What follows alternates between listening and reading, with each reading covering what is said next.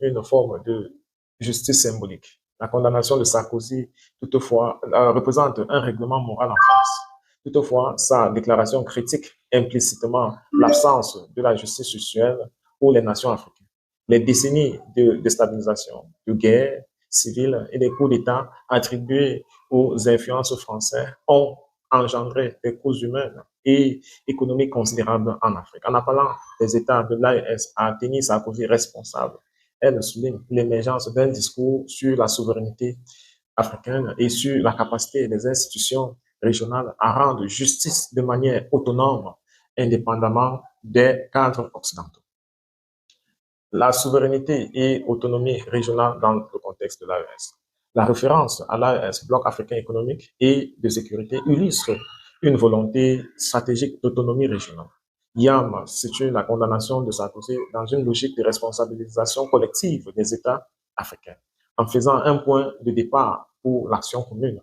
L'AES n'est pas seulement un partenaire sécuritaire, mais un possible contrepoids politique à l'influence historique occidentale, visant à renforcer la gouvernance et la protection des intérêts locaux.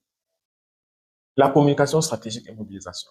La déclaration de YAM fonctionne également comme un outil de mobilisation politique et sociale, en présentant la condamnation de Sarkozy comme un moment de joie en Afrique.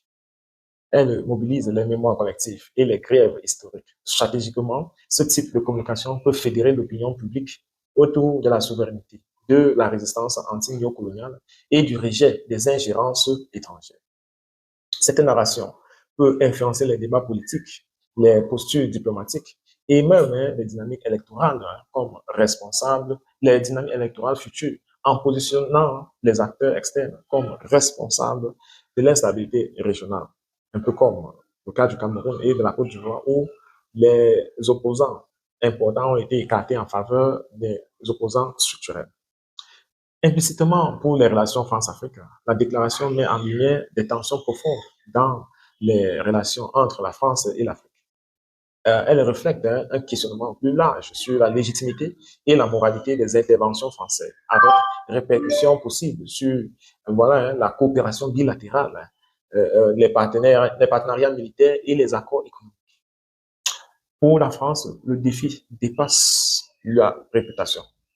Ces interventions dans le Sahel sont de plus en plus scrutées et l'opinion publique locale peut inciter les gouvernants à diversifier leurs partenariats ou à rechercher des stratégies plus autonomes.